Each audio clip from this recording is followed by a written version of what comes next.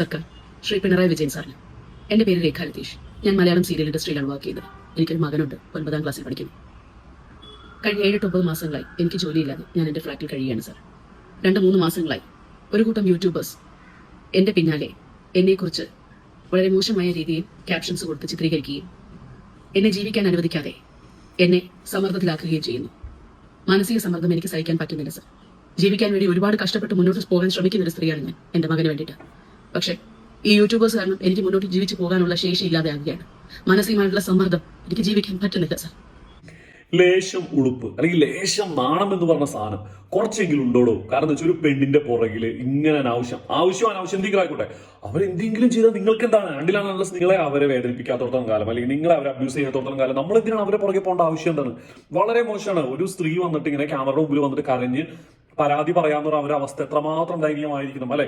ഈ മാനസിക സംഘർഷം അല്ലെങ്കിൽ പിരിമുറുക്കം, ഡിപ്രഷൻ എന്നൊക്കെ പറഞ്ഞ വല്ലാത്തൊരു സ്റ്റേജാണ്. സത്യം പറഞ്ഞാൽ ഞാൻ പറയുന്നത് രേഖ അവിടെ അവരുടെ പേര് ഏതാണ്, ഏത് യൂട്യൂബറാണ് കറക്റ്റ് ആയിട്ട് അവരെ മെൻഷൻ തന്നെ ചെയ്യണമായിരുന്നു ഞാൻ പറയാം. അവർ 5 കല്യാണം, 10 കല്യാണം, 20 കല്യാണം കഴിച്ചാൽ ഈ യൂട്യൂബേഴ്സിന് എന്താണ് പ്രശ്നം ഞാൻ ആലോചിക്കണേ. അവരെ ഒരാളെ വളരെ മോശമായിട്ട് സംസാരിക്കുകയോ അല്ലെങ്കിൽ അവർക്കെതിരെ വീഡിയോ ഇടുന്നത് നമുക്ക് എല്ലാവർക്കും അതിലിടാവുന്ന കാര്യമുള്ളൂ. പക്ഷേ അനാവശ്യമായിട്ട് ഒരാളുടെ പുറകെ പോയി ടാർഗറ്റ് ചെയ്യുന്നതുകൊണ്ട് എനിക്ക് താല്പര്യമില്ല. വളരെ മോശം. ആരെന്ന് എനിക്ക് നല്ല പോകുന്നുണ്ട്, എനിക്കറിയാം ആരെന്ന്.